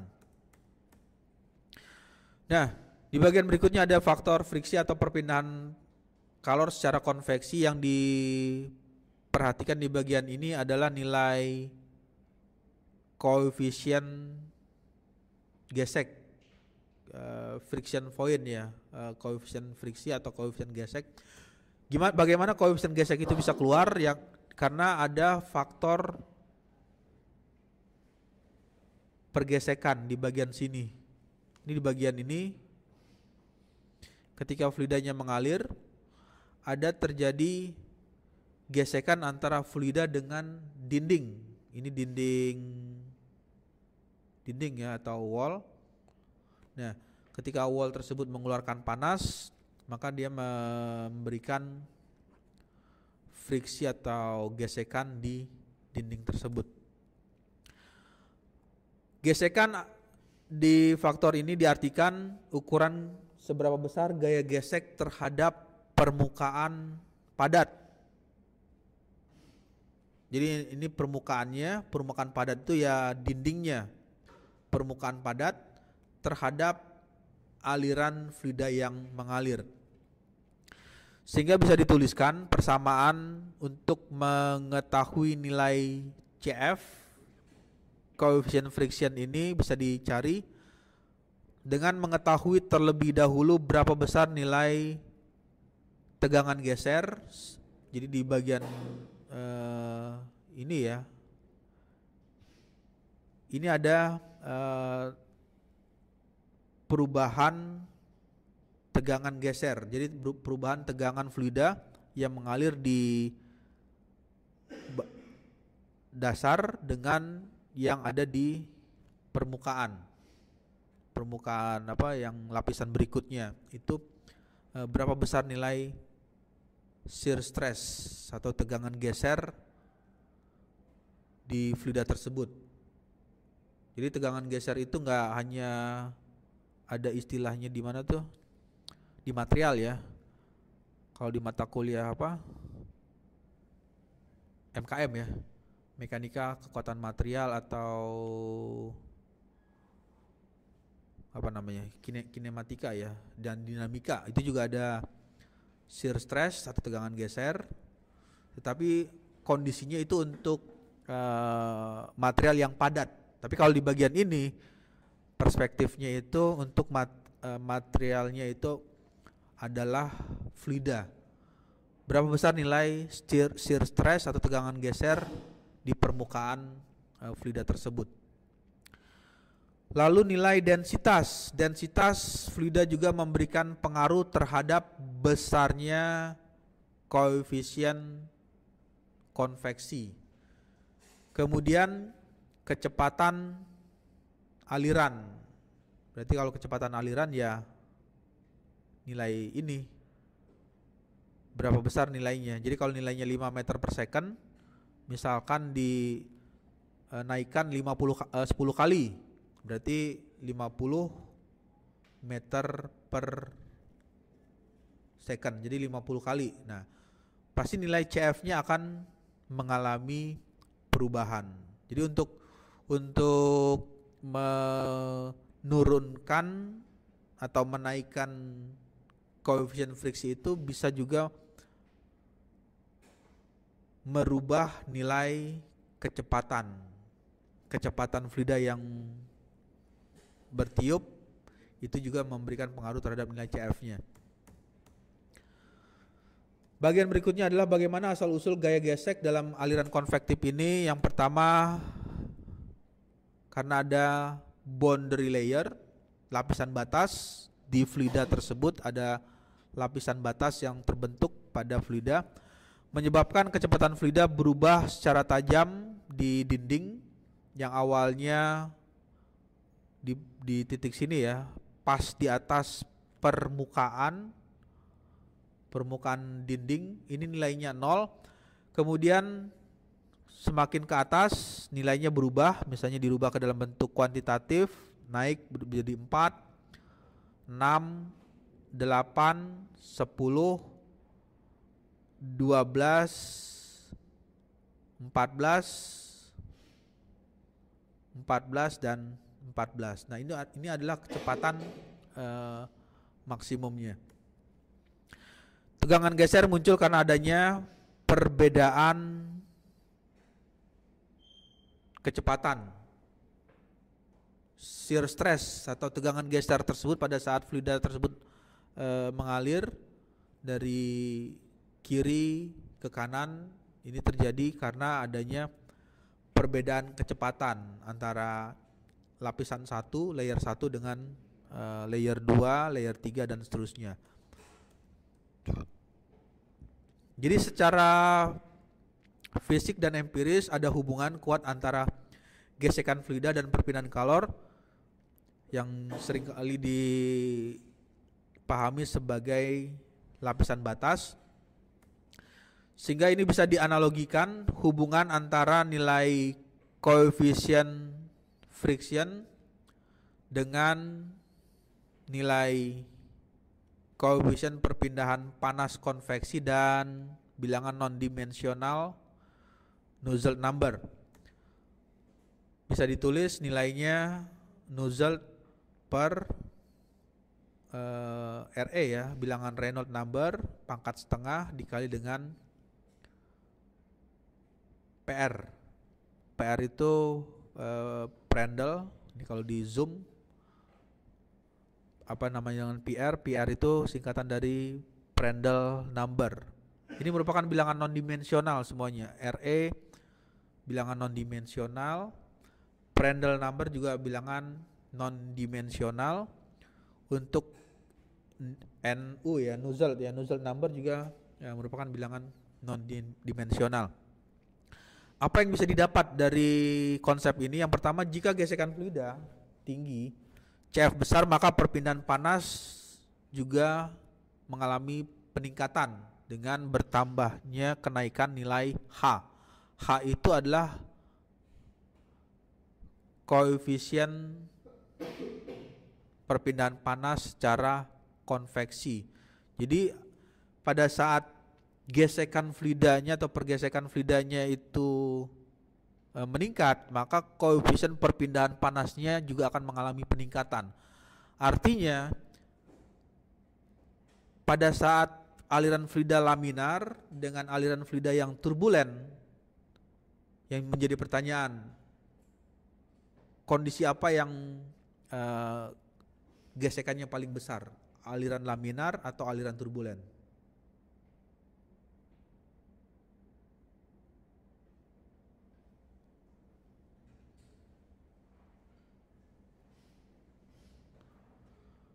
Gimana? Untuk yang paling besar itu ketika terjadi pergesekan, itu kondisi aliran fluidanya mengalir secara laminar atau turbulen. Nah, bisa ngebayangin ya aliran laminar dan turbulen itu seperti apa?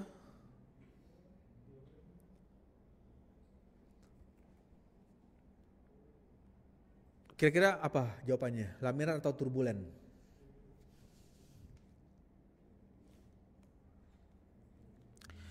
Itu adalah konsep dasar ya. Jadi yang terjadi adalah alirannya harus turbulen.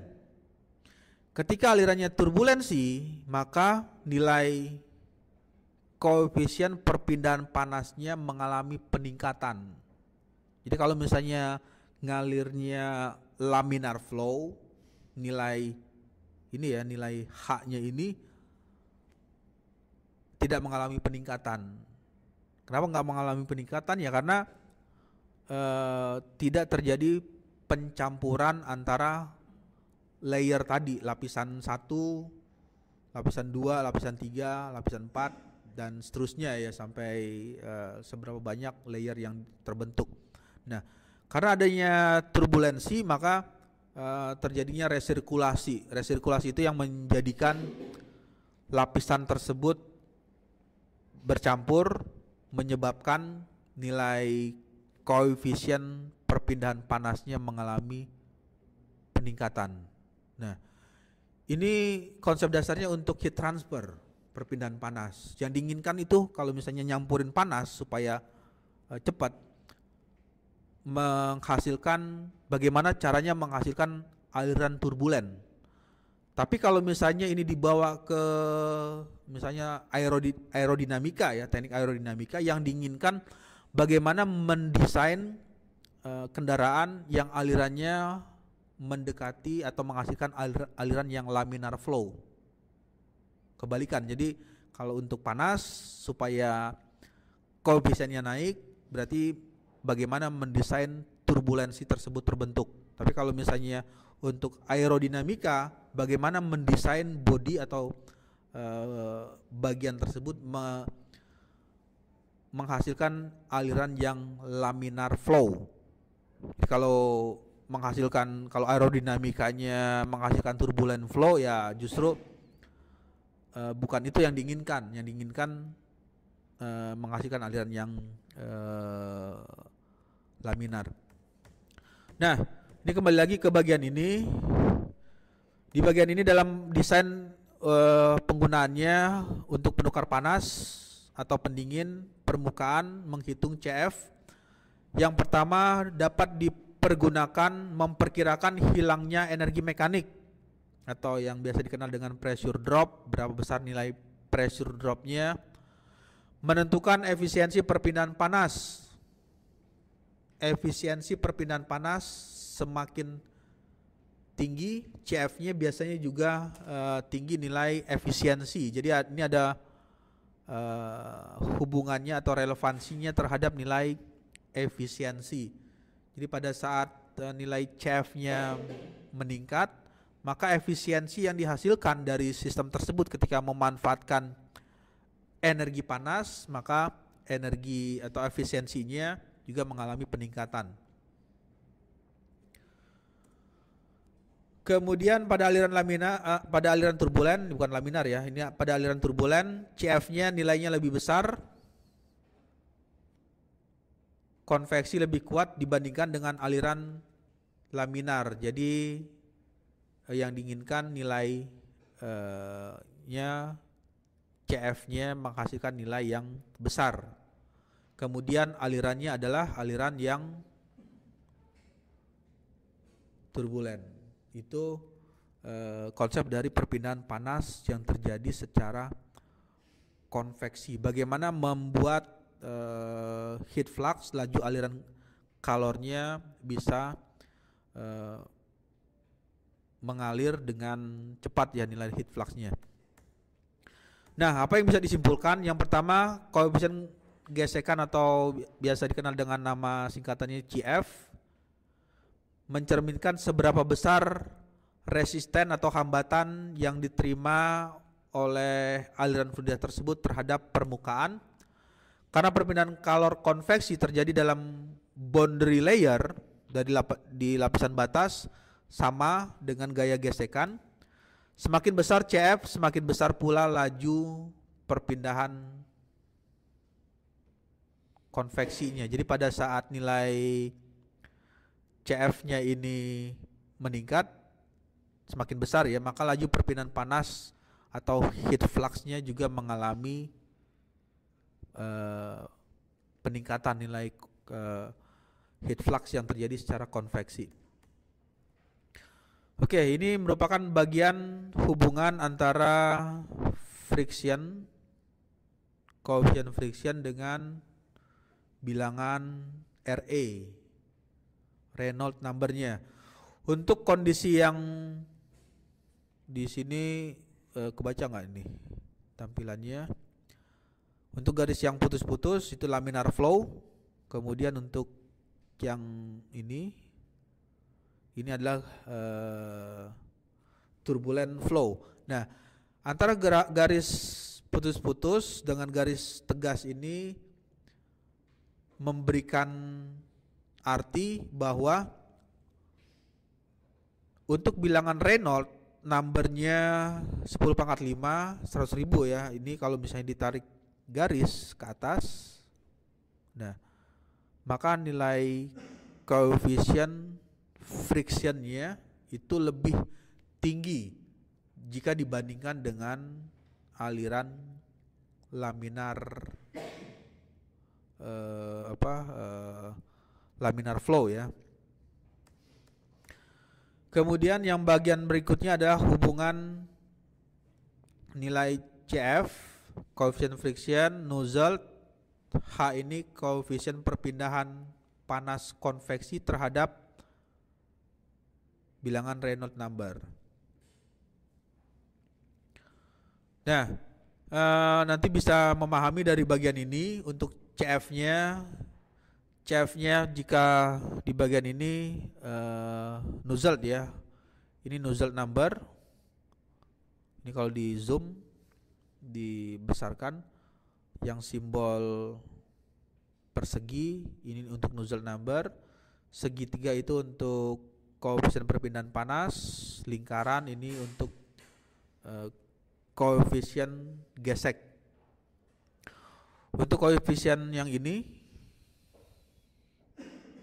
nozzle numbernya trend grafiknya seperti ini. Jadi pada saat nilai RE-nya 100.000, kemudian naik, terus ini naik ya, naik sampai 10 pangkat 6, ini 1 juta, terus naik, nozzle numbernya naiknya cepat ya. Tapi kalau misalnya untuk koefisien heat transfer yang di bagian ini, kenaikannya pelan, tetap naik tapi naiknya tidak secepat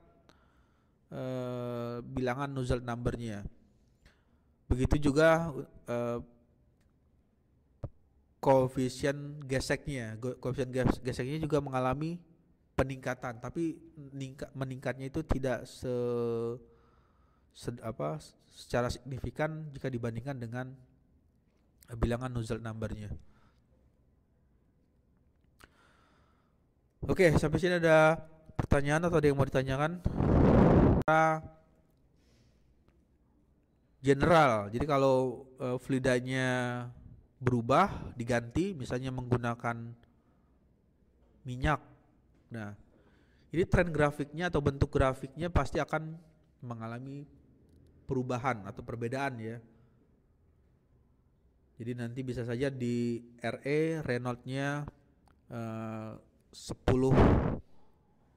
pangkat 6 baru mulai naik ya. Jadi perubahan tersebut ditimbulkan oleh jenis fluida apa yang digunakan. Ya, ini coba diperhatikan ya untuk input absensi kehadiran kelas B, perpindahan kalor dan massa hari Rabu 7 Mei 2025. Yang pertama Arya Nusantara, ada? Tidak ada ya. Kemudian Barada Adi Prayogo. Apa? Sakit apa?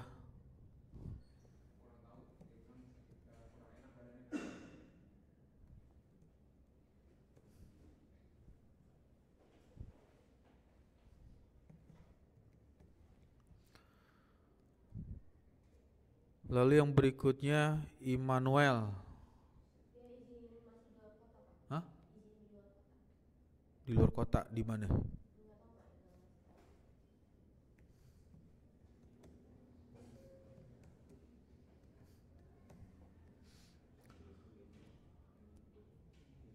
Kemudian Fabio Akbar,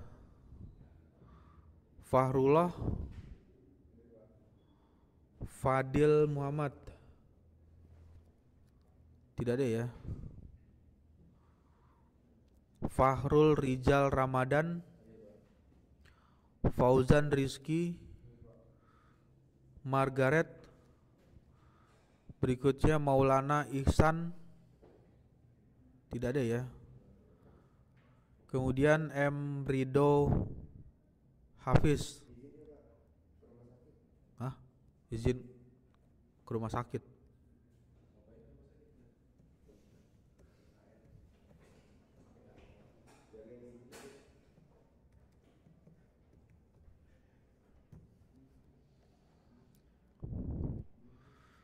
Kemudian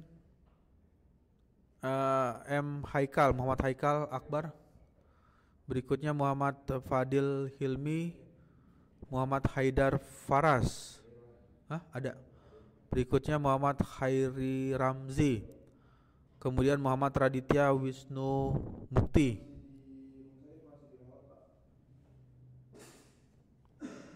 Sakit apa dia? Sakit tipes. Masih di rumah sakit ya.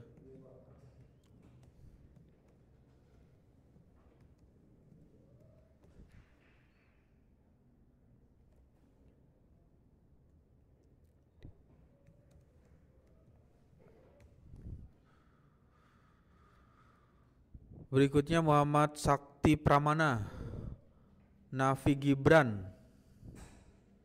Nggak ada ya? Kenapa?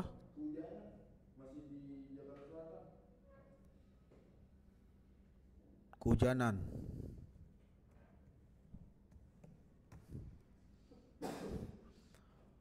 Kemudian Nadif Putra Ramadhani, nggak ada ya. Naufal Jaki. Berikutnya Pradipta Arya, Raditya Pascal Ramadan, nggak ada ya. Kemudian Renat Ananda. Ini sakit apa lagi? Sakit kurang enak badan. Ada lagi.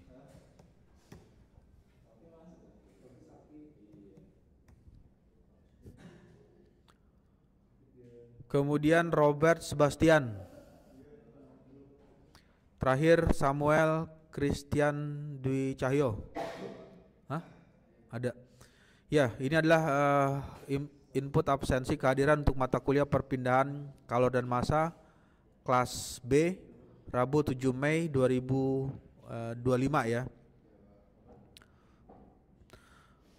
Oke, baik, kalau tidak ada pertanyaan mungkin saya rasa cukup di sore hari ini. Saya ucapkan selamat sore. Wassalamualaikum warahmatullahi wabarakatuh. Nanti kita